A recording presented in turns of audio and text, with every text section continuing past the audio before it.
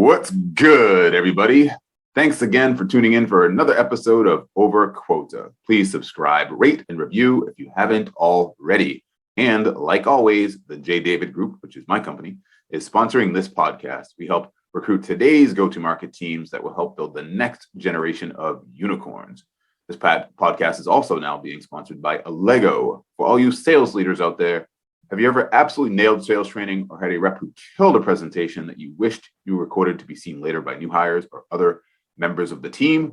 Well, that's just one of the things that Allego can do. Not only does it allow you to record your best content for practice, collaboration, and feedback, but it gives you a way to organize all of your best content in one place so it's easily accessible to help improve sales performance for everyone. Email me, Webb, with two B's, at thejdavidgroup.com so I can personally introduce you to someone who will take great care of you. Now, my guest today is Graham Collins. He's the chief of staff at QuotaPath, which offers an adaptable compensation solution to motivate reps and retain top talent with a better way to run commissions. Graham, welcome to Over Quota. Thank you. I thought I got a promotion. I thought I was going to be working for you soon here, Jay.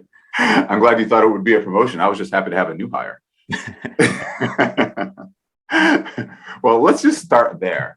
Tell me what your role is, what your role entails at QuotaPath, and then also tell us a little bit about QuotaPath.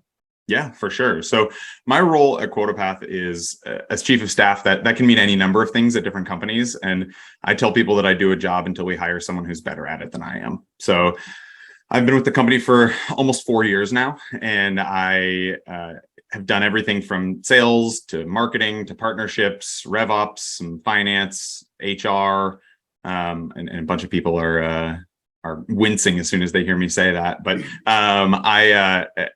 major focus of my role now is on the marketing side, and I also do a lot of comp plan consults. So I help customers or prospective customers or anybody who needs help building out a comp plan. I help them think through their comp plan and strategize around how to best compensate their sales reps. And the QuotaPath solution does what specifically? Tell me more about that. Yeah. So the simplest way to say it is, I mean, not to oversimplify it again, I know that I'm technically running marketing, but it's a commission tracking tool. There's a whole lot more to it. It provides transparency across the organization. So reps and managers and finance and everybody can see the same numbers. Obviously reps can't see what everybody else is earning, but everybody is looking at the same information. We provide quota attainment tracking, so you can see if you are over quota, and a whole bunch of other stuff, forecasting your pipeline, so you can see how much you will earn off of deals you're working on. So it's a really awesome platform that integrates with a bunch of other tools as well, and something that I wish that I had at previous roles, because I come from sales and SDR management historically. I want to dig into your skill set for a moment, because when you started describing your chief of staff role, essentially doing a job until someone else replaces you, that jack of all trades that makes people wince a little bit internally when they hear that. Tell me, what is it about you or your experience leading up to this role at QuotaPath prepares you for that? And then why, obviously, presumably you are so comfortable in that role, which I would imagine there's a lot of ambiguity where you need to figure stuff out that frankly is not necessarily a clear path. And that also with ambiguity comes uncertainty as well, right? In other words, it's like you're going down this road that hasn't been paved before. So just tell me a little bit about your background and skill set there. Yeah, for sure. So I think that a lot of that starts from when I was in college. So I went to a little business school in the Northeast called Babson College, which is like 1,600 kids. I see you nodding. That's a good sign. It's not well known. It's well known in the entrepreneurship community, which is probably why you know it. And so your freshman year, you're broken into groups of 30 and you are responsible for starting a business, and not just like, hey, write a business plan, whatever. They grant you, at the time in 2007, it was $5,000. With inflation, I hope it's more than that now, and you actually like either build a platform or what historically people are probably doing SaaS products now. Back in the day, we sold beaver shaped slippers because we were the Babson Beavers. So like, it's a little different back then, but and so the whole curriculum at Babson is really centered around entrepreneurship and entrepreneurial thought and action. And this is something that I've really held on to, where even though I've never founded a company, this is my third startup that I've worked for, being one of the early stage employees. I was the 10th employee at my last company. I was the 4th employee at QuotaPath. And I think of it as if I am a founder and as if I am running my own business. And I think that I even did that when I was in sales as well. And so because of that, I had to learn all these other skill sets. I had to learn what marketing was. I had to learn how to do RevOps, set up a Salesforce instance. And so my background comes from me being just intellectually curious and wanting to learn things and having the ability to go out and do that. When you say entrepreneurial thought and action, what does that mean? Like, unpack that for me, define that for me when you say.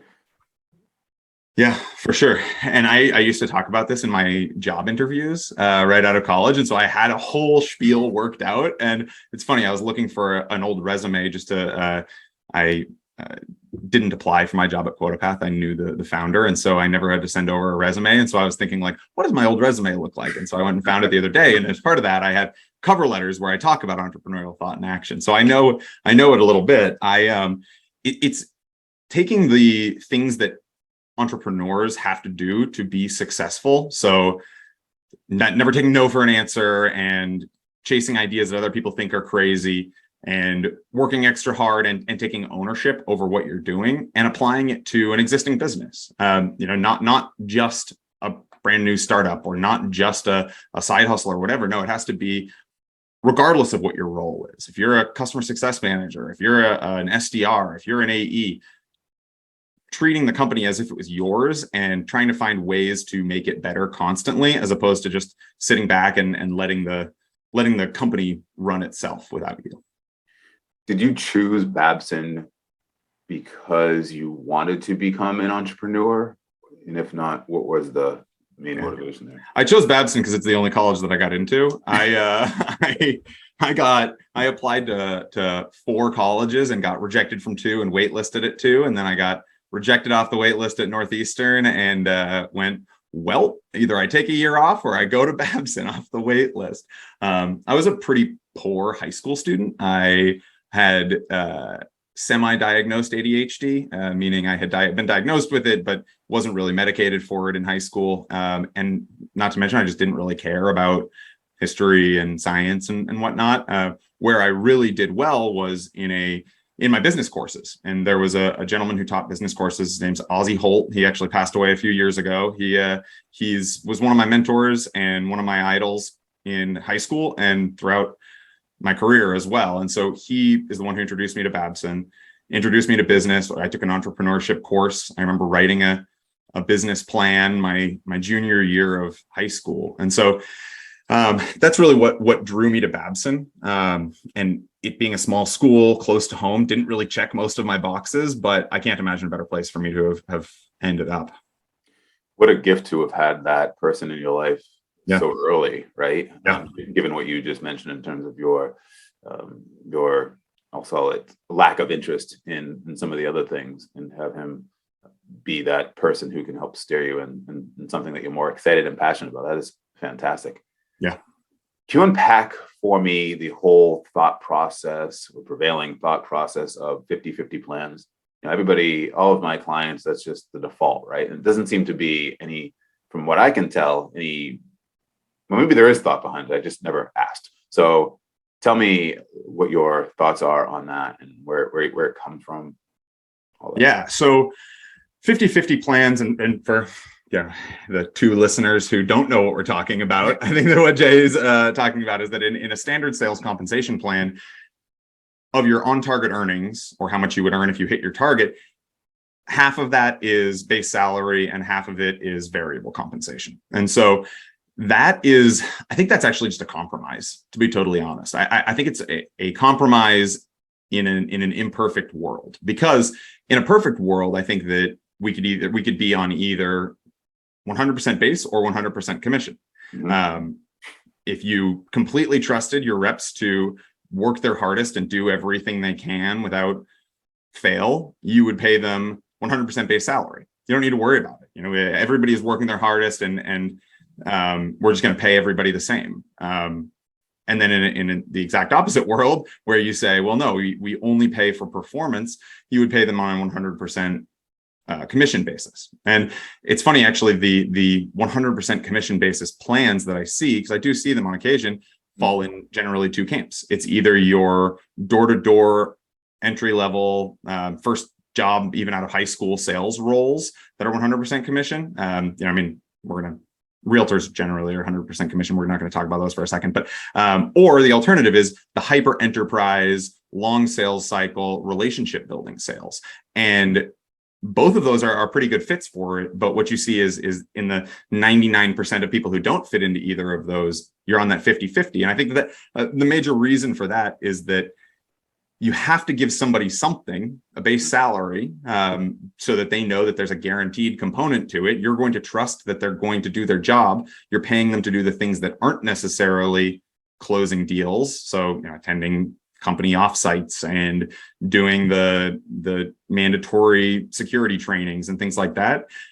But then the other portion of it, that 50%, is based on your performance. And the sales is one of the only roles out there, if not the only role out there, where how well you do determines how much you get paid. The best software engineer doesn't get a commission, doesn't make substantially more than the worst software engineer at the same company if they're in the same title. They may get the same exact salary, but that one person's a better software engineer. And salespeople are not that way. Oftentimes it's big and bold and in the hallway of the office, the who's doing well in sales and who's not. Meritocracy, for sure. What's the math behind it?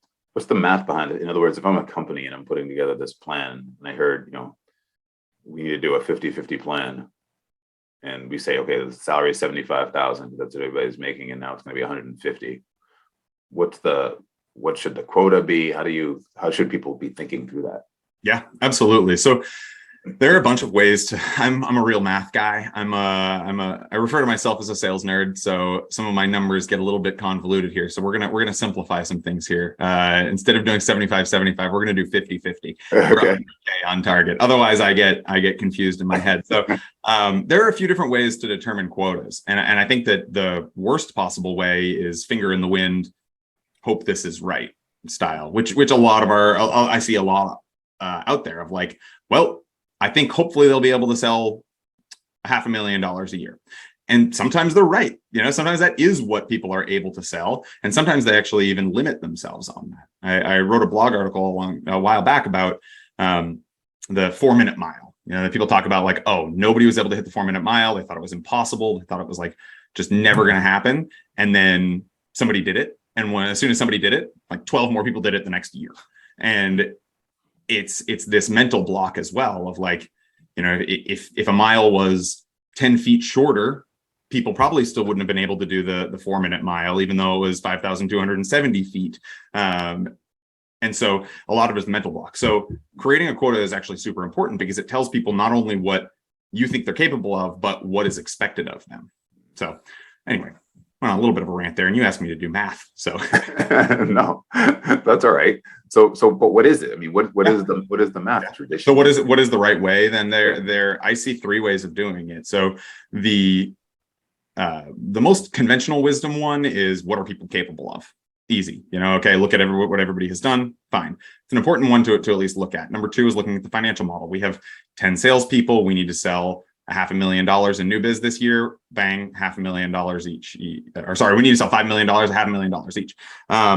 But then there's this concept of the quota to on-target earnings multiplier or ratio. And this is where we can get a little bit sticky because this works generally for SaaS, works in other industries as well. But you have this concept of, okay, we're going to take this number and we're going to take your on-target earnings and we're going to multiply it by some number. Now the standard in SaaS is 5x. So for our 100K reps, $500,000 annual quota. But that isn't perfect for every organization. There are a lot of startups who say, there's no way I'd be able to sell $500,000 each. And so actually, as your revenue increases, as your company revenue increases, that multiplier increases as well. So sub $1 million, you may be at a 3x multiplier. Or if you're over $1 billion, you may be at an 8x multiplier. Mhm. So it's all about triangulating those three, is to say each of those, are they all approximately the same? And then determining the quota from there. When you say 5x, so the $500,000 number that you just gave, that's 5x the OTE, because that's 10 times the base, right? 10 times the base, 5x the. Correct. Yes. Right. 5x the OTE. Yeah. I mean, and some people look at it as a multiplier of the variable, and some people say 10x the variable, 5x the on target, whatever that number may be. What about accelerators? Where do they come into place, and what's the thinking around that? How should people be thinking about that? I love accelerators. I think they're incredibly powerful. If you have one person selling 150% of their quota, they're doing 1.5 people's jobs, and so they should be paid commensurate with that. And yes, they are getting paid still, because you're never going to cap your commissions, of course. Nobody on the call, nobody on this podcast would ever cap their commissions. But sure, they're getting paid 150%, but you only have to pay one base salary. You only have to pay benefits for one person, parking for one person, snacks in the office for one person. And so why don't you share the wealth there, share the spoils? You're not going to pay them. Generally, organizations don't pay them 2x. They're not going to get paid, if you get 10% commission on everything up until you hit your quota, generally they don't get paid 20% on anything above quota. Sometimes they do, and still the company makes off pretty well, because again, you're not paying benefits, you're not paying all that other stuff, you're just essentially paying them their base salary. But oftentimes I see them increasing it by like 1.5x. So you get, instead of 10%, you get 15% for anything you sell above your quota. Is there a common way or a common calculation, like we were just alluding to with the 50-50, that folks should look at? You just mentioned 1.5 times your normal rate, so to speak, but is that standard, and how should people be thinking about that? Yeah, a lot of it just depends upon how much you want to incentivize overperformance. Mm-hmm. And a lot of it also looks at, it has to do with, what does overperformance look like? If one of your reps, like if your top performing reps are hitting 110% of quota, 109, 112, they're pretty consistently just barely above quota, then you can afford to do a 2x, because you're not going to have them hit 200, 300, 400%. But if your top performing reps are hitting 3, 4, 500% of quota, first of all, look at your quota. What are you doing? Your reps shouldn't be hitting 500% regularly. But secondly, you probably can't afford to do a 2x the base commission rate. And so that's an important thing. And then furthermore, how much do you want to incentivize them to overperform? Is overperformance great for your company, but at what cost? So, if a rep hits 200% 1 month or 1 quarter, and then 50%, and then 200%, and then 50%, like that's not great. You don't really want that. And likely what you're doing is really over incentivizing them to overload their quarters and try to close anything and everything they can in those quarters where they're already in their accelerator. So if you're offering a 3x commission rate, the reps are going to close nothing in Q1 so that they can close everything in Q2. Quick shout out to Amy Sperling, the CEO of Compt, which she's just doing a great job over there running her company. But she was on the podcast, and on the podcast, she actually mentioned that what you were saying earlier, that in a perfect world, salespeople would get paid like everybody else. Right. 100% of the whatever you think they are capable of from an on-target earning, she would pay.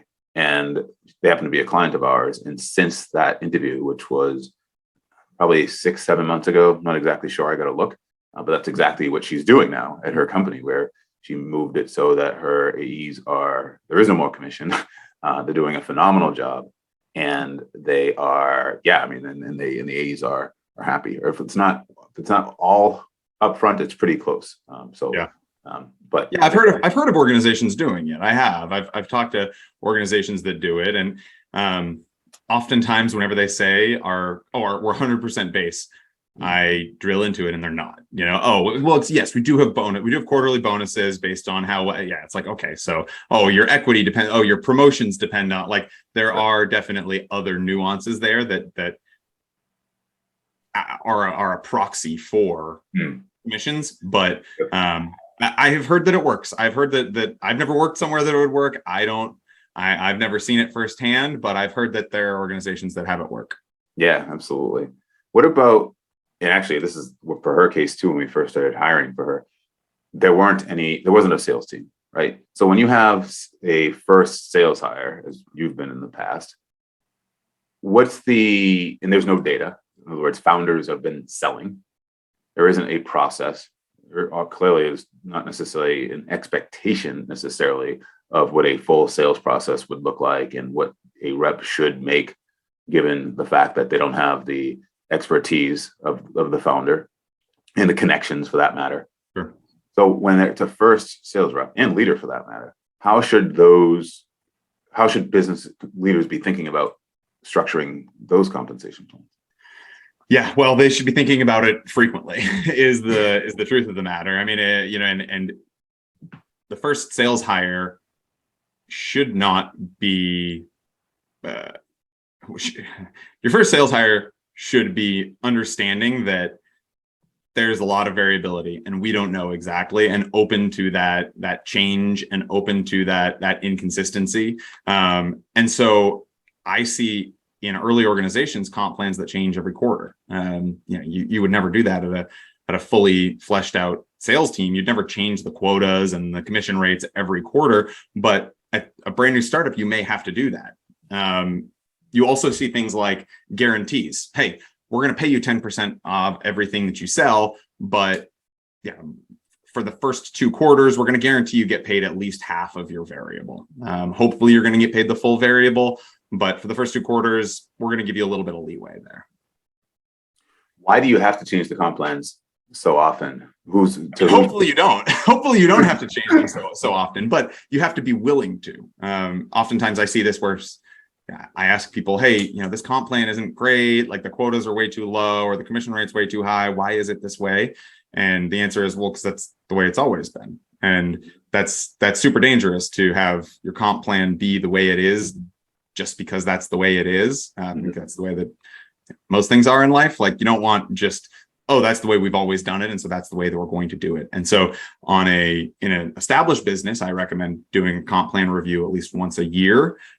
In an early stage company, it's a comp plan review at least every quarter. And maybe you keep it the same. Hopefully you keep it the same. Maybe you nailed it the first time, but chances are you're going to have to do a little bit of changing it. As I said, as your revenue increases, you're likely going to have to increase that multiplier, that quota multiplier from 3x to 5x to 8x. What does nailing it look like? In other words, because I'm trying to get into the nuts and bolts of it, I guess, if you will, right? Yeah. In other words, if you nail it right out of the gate, right, what does that look like? And if you're a larger organization with more processes and more historical data, what does that look like? Because one of the drivers, especially towards the beginning of every year, right, late Q4, early Q1, salespeople are changing because their comp plan is changing. And I want to know, for salespeople that are listening, what the thought process is behind that. I'm sure there's math that's coming from the CFO's office somehow, but just get geeky on me for a minute. Yeah, for sure. Well, so oftentimes what you have is a financial target, and that's probably an annual financial target broken down quarterly or even monthly. And that comes from, at least in most organizations I've worked at, the CFO talks to the board, says this is what we're hoping to hit, works with the sales team, the marketing team to build out pipeline numbers, to build out conversion numbers, to try to create some sort of realistic number for the company to hit. So say you're starting the year at $1 million and you want to exit the year at $3 million. You want to triple in size. So we say, okay, well, I'm probably not going to sell all of that in Q1. It's going to be spread out throughout the course of the quarter. And then what we do is work backwards from that number and say, okay, well, in Q4, we need to hit $1 million. And then you're given generally a rep attainment number, which is, on average, you want the quota in the field. You want everybody's cumulative quotas to be higher than that financial target, right? Like, you want to give a little bit of buffer, because we know that not every single sales rep is going to hit their target.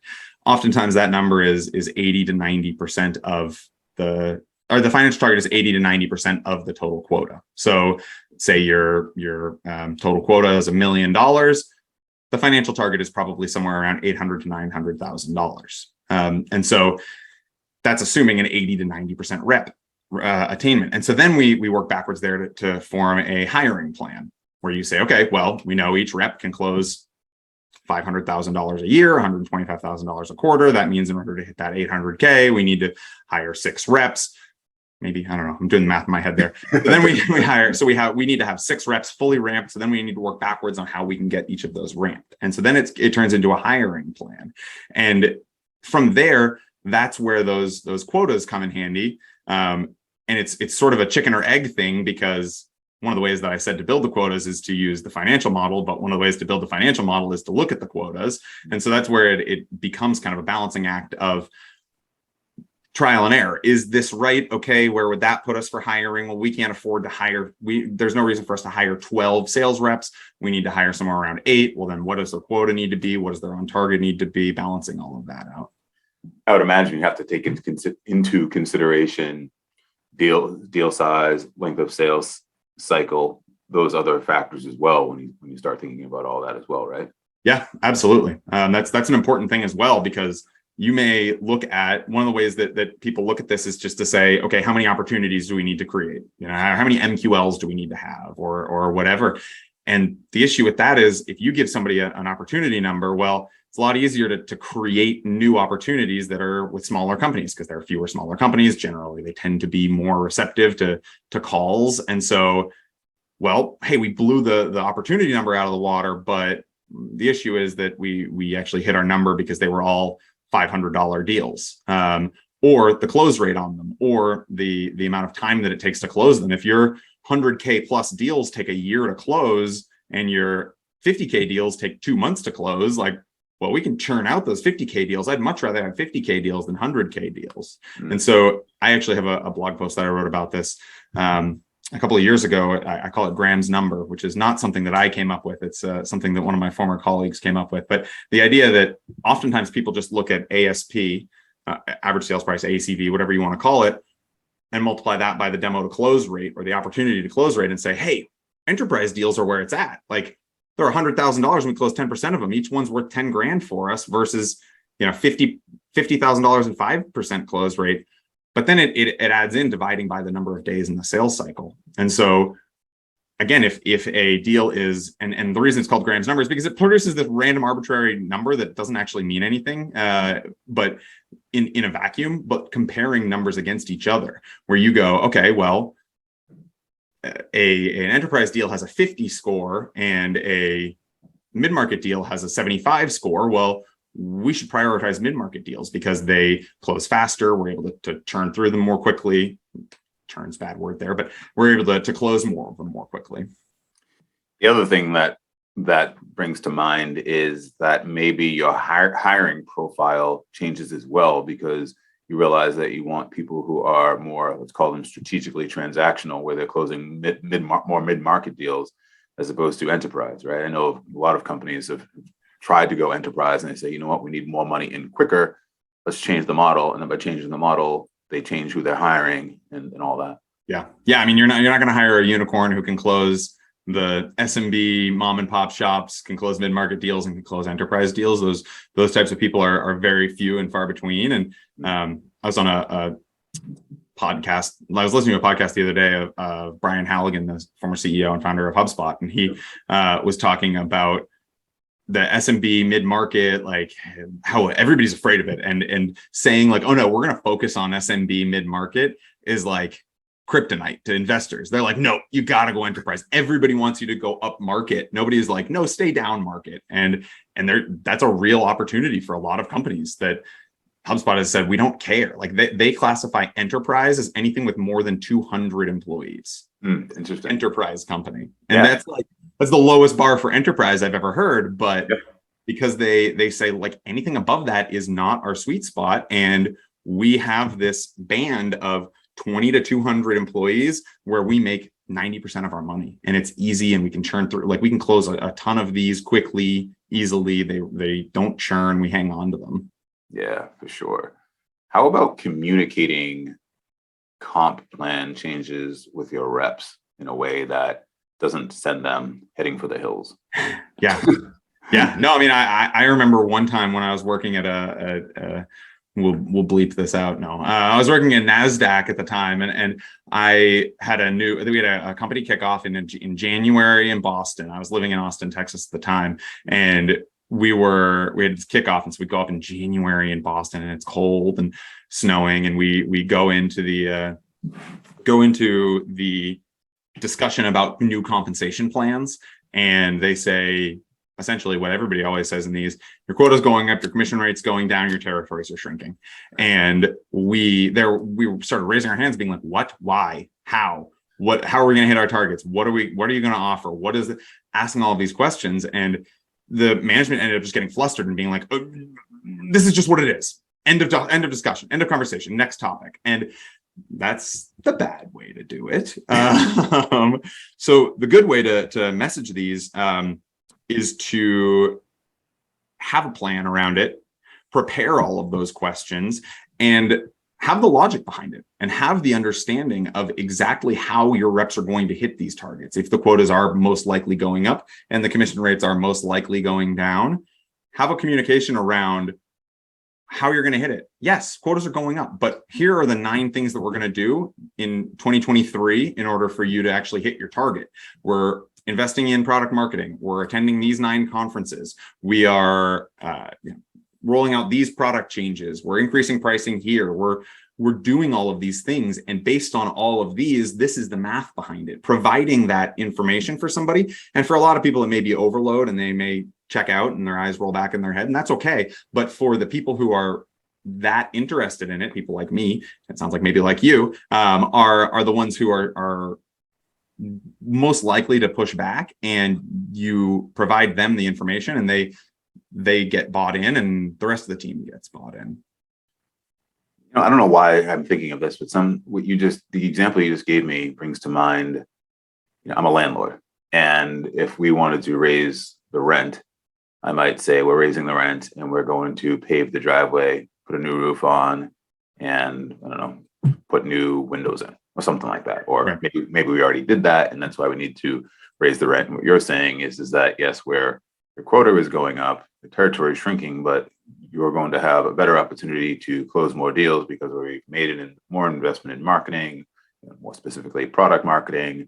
You're going to have a much more narrow focus, which means that you're going to be able to penetrate accounts deeper, like all of those things, which I like. That's interesting. I hadn't heard that articulated like that before. But yeah, absolutely. I mean, that's why those quotas go up. People always say, like, you talk about that multiplier increasing as revenue increases.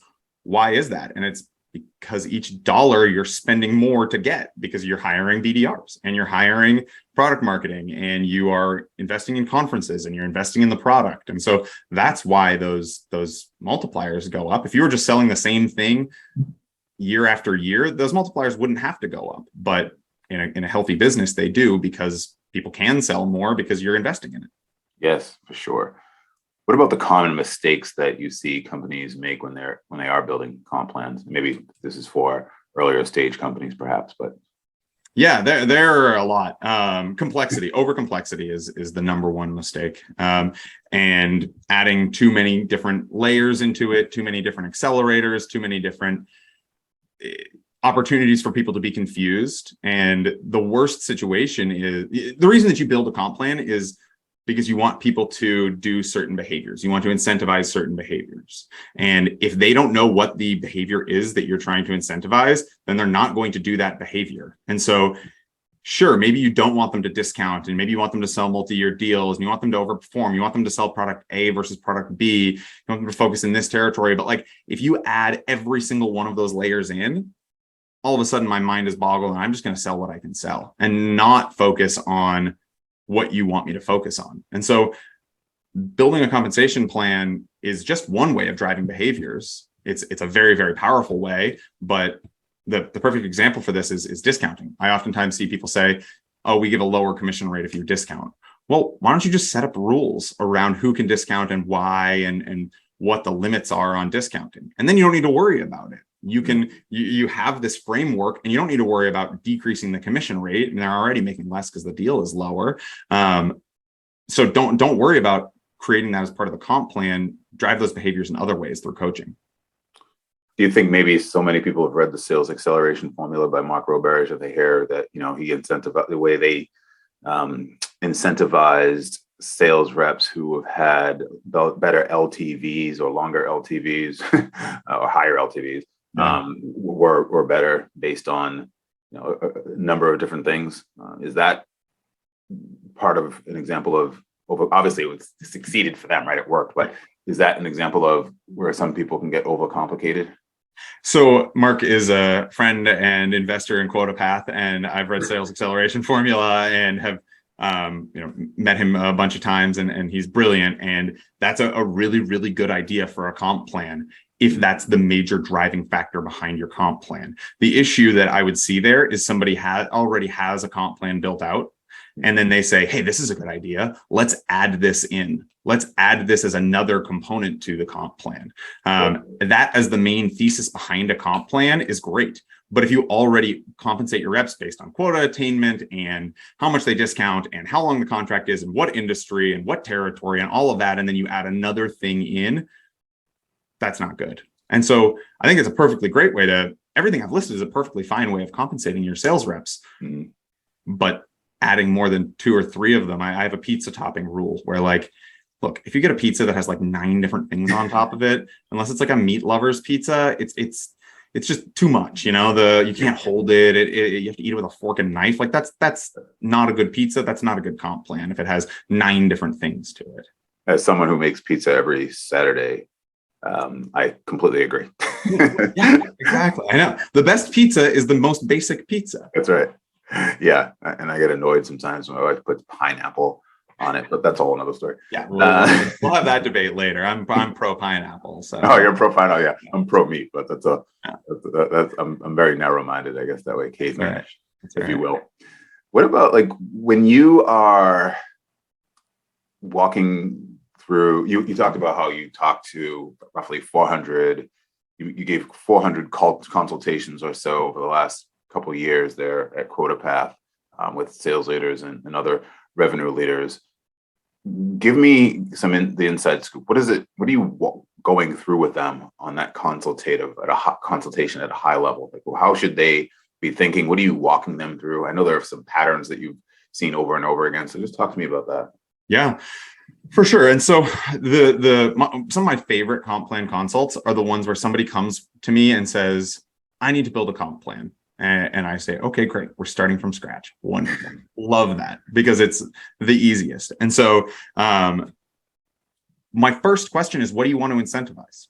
What do you want your reps to do? Usually the answer is sell, hopefully. And so I say, okay, great. Yeah, awesome. So we're going to give them money for selling. Great. That's a commission or a bonus or whatever. Perfect. And then I ask each of the different questions around like, okay, do you want to pay a single flat rate or do you want to have accelerators? Explain the reason behind each of the accelerators. Okay, then we need to figure out what the accelerator would be or how many tiers of accelerator.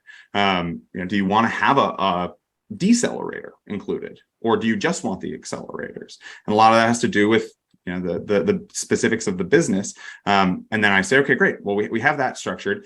Do you want to compensate based on different products? Do you sell different products?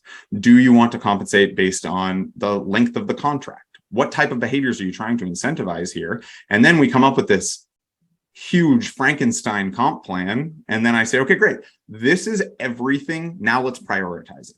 And let's try to get it down to our margarita pizza. Let's say, okay, accelerators are very important to you. Yes. Okay, great. You sell 2 products, but they have similar margins and you are ambivalent as to which one they sell. So why would we have why would we pay 9.4% commission on one and 10.1% commission on another? Let's just combine it into one target and have a single commission rate on it. You don't care about multi-year deals, or it'd be nice, but you've never really sold them and it's not that big of a deal. Okay, well, let's remove that then. And then we strip it down to the most basic comp plan that we can get.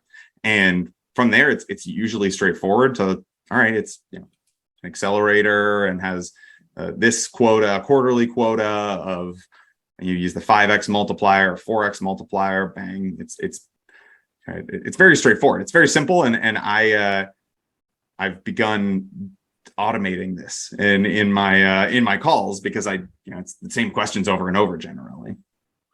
Yeah, we talked about offline when you and I first talked about your plan to operationalize it more so that the reps at QuotaPath can have these conversations and obviously help more people.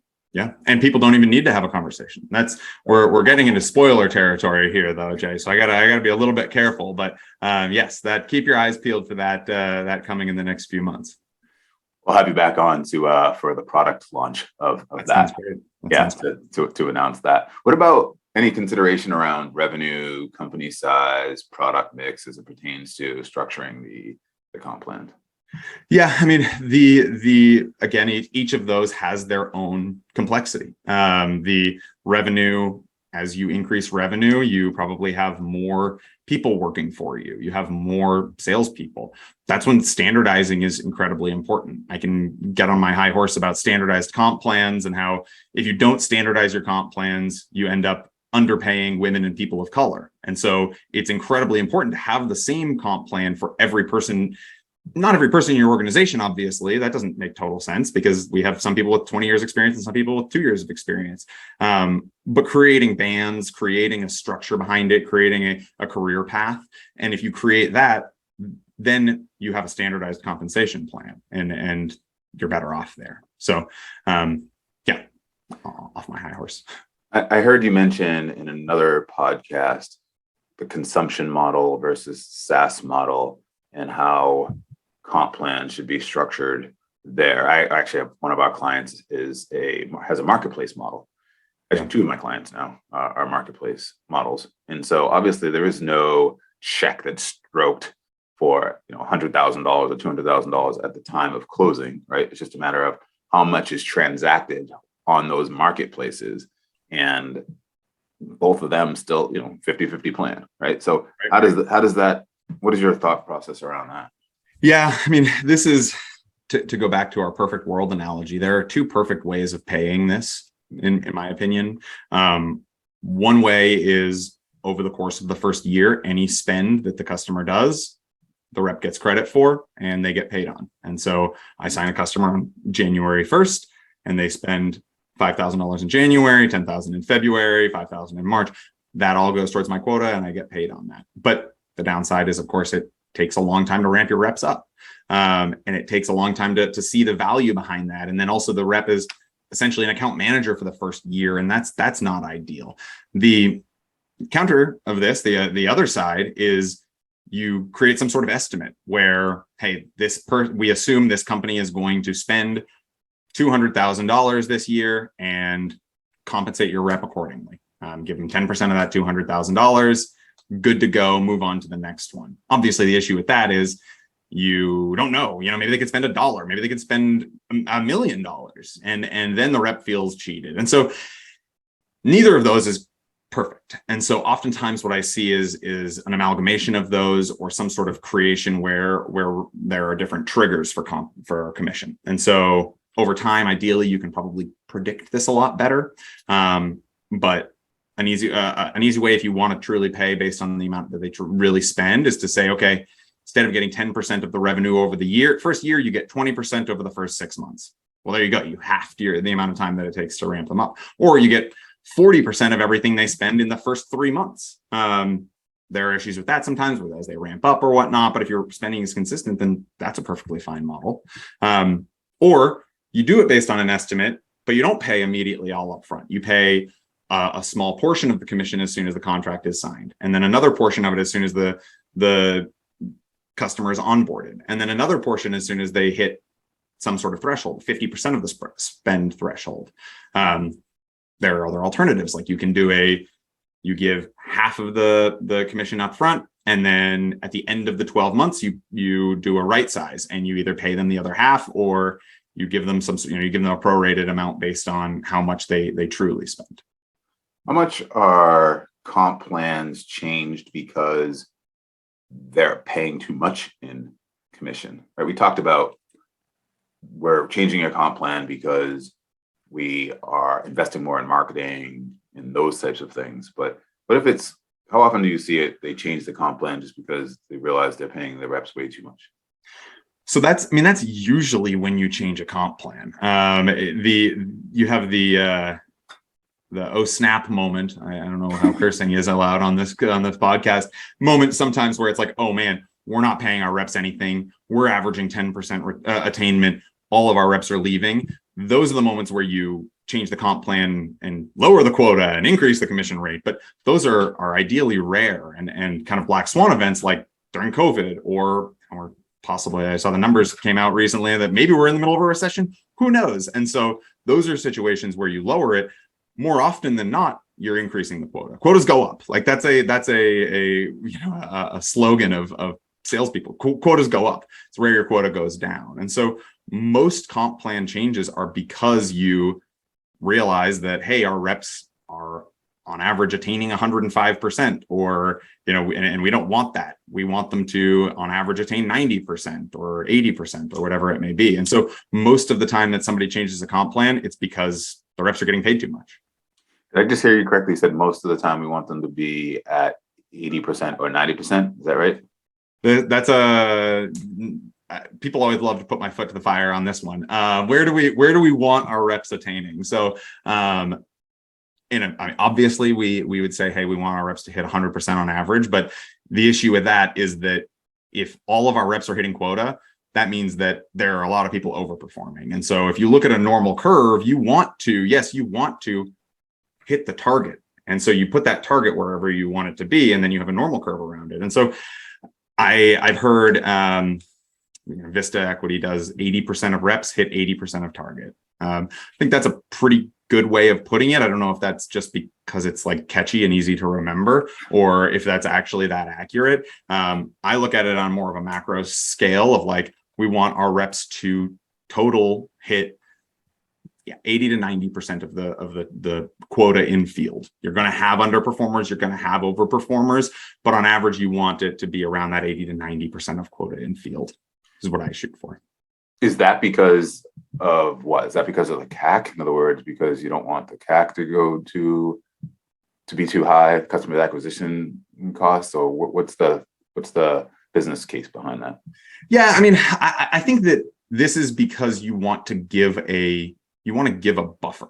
You don't want to have to hit 100% of target in order to hit your financial goals. Right. And so you create this quota that is like, hey, even if we miss it just a bit, we're still hitting this financial target. We're overshooting, shoot for the moon. Even if you miss, you'll land among the stars. Like, you still want to, even if you miss the quota by 10, 15%, whatever, we still hit our financial target. Got it. So it's more of just like protecting yourself a little bit. And a lot of this comes from the finance world as well. When you were saying quotas go up, almost like it's like gravity, right? It's like where it's just obvious. I was thinking of taxes and death, and I just thought of a T-shirt: taxes, death, and quotas. Yeah, exactly. Yeah. And quotas, taxes, death, and quotas will go up. And quota increases. Yeah, quota increases. That's right. Somebody should make a T-shirt of that. What about heads of sales and their comp plans? Especially, I've helped a number of companies find their first sales leader, or the expeditionary sales leader, the first sales leader after founders. What does that?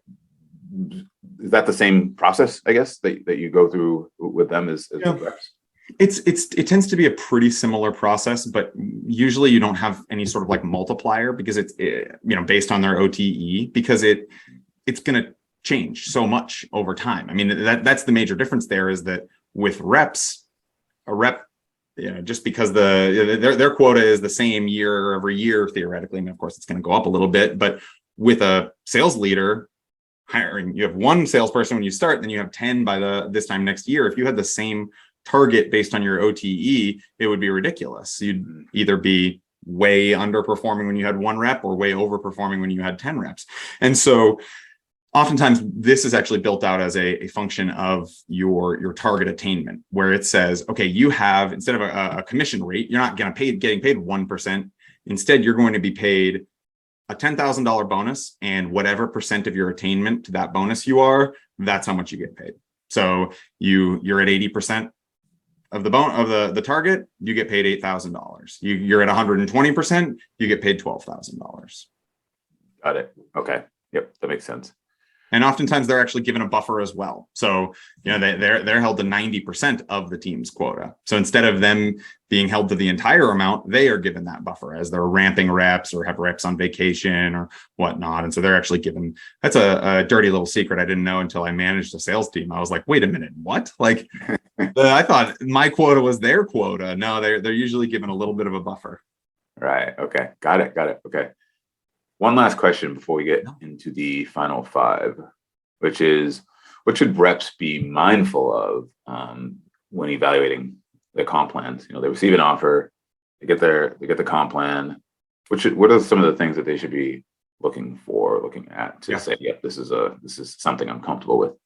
So the first question I would ask is, what is your average rep earning? What is your average rep like attaining? That's an important question, because I see this all the time. Somebody gets a 200K OTE offer, and then they get at the job, and all of a sudden it's like, well, reps are hitting 20% of quota and making 120, and I'm actually making less than I was at my last company. Right. But then a few red flags for me that just immediately would stand out would be capped commissions. I referenced it earlier. Almost never a reason to cap commissions, especially on the new biz side. Floors or triggers or whatever you want to call it. Like, you don't get paid until you hit 80% of quota or whatever. Those are very something to keep your eyes peeled for, because those can be very detrimental. You hit 75% of quota, you don't get paid anything. That sucks. And the same goes for over intense decelerators. And then how long is the comp plan? Is it 27 pages long? Have them explain it to you in the pizza format. Like write it on the back of a napkin. Explain to me the comp plan, because if it's 27 pages long, the company probably doesn't know what they want you to focus on, or they don't care enough to build the comp plan accordingly. Got it. Caps, floors, over intense decelerators, and too long, too complicated. Yeah, exactly. Got it. Okay. Well, let's make the end simple and easy. Great. Final 5 questions. You ready? Let's do it. What motivates you? I'm surprisingly money motivated. I know that can be kind of a controversial opinion, or people aren't willing to say it. I'm pretty money motivated. You give me money to do something, I'm going to do it. Maybe it's because I come from a sales background, but that's why I do what I do. And I'm better now at looking more long term. So equity or cash or whatever. But I'm pretty money motivated. I also am motivated by seeing the people around me succeed. So I'm a pretty good seller. I'm a much better sales leader. So, and that's because I like seeing people who work for me do well. Name a big goal you have right now and when you would like to accomplish it. So I like setting goals for myself at the beginning of the year. My goal this year is to run 500 miles over the course of the year. And so it works out to about 1.5 miles a day or so on average. So I want to achieve that by December 31st. And I'm on track to do it. I did another 3 miles last night, so I'm good to go. All right. What's your preferred way to learn new information to stay sharp? I'm a listening kind of person. I'm a bad reader. I think it goes back to the ADHD. I just am not good at it. I'm not fast. I get distracted. When I do have to read, I actually usually buy the audiobook and listen while I'm reading as well. So I listen to a lot of podcasts. And that's one way of doing it. I like learning by doing as well. But if I had to pick just one option, I'd say probably listening. We are a lot alike that way. Yeah. How many hours of sleep do you get a night? A firm 8. I'm an 8 hours a night kind of guy. I'm in bed by 10, usually asleep by 11, and up right around 7. Second guest in a row who said 8. Yeah. What's your favorite thing to do when you aren't working? Oh man, well, I don't know if I like running. So I was going to say that. And initially I think that's just what I do when I'm not working, whether I like it or not. My favorite thing, I'm a big beer guy. I live up in Maine. I love going to different breweries, I live 10 minutes from a pack of 5 of the best breweries in America. And so I love just hitting up the breweries, and my wife and I go there and hang out and have a couple beers. Awesome. Graham Collins. Thank you. Graham Collins from QuotaPath, by the way. Thank you for going over quota. Yeah. Thank you for having me. Goodbye, everybody. I'm cueing the music.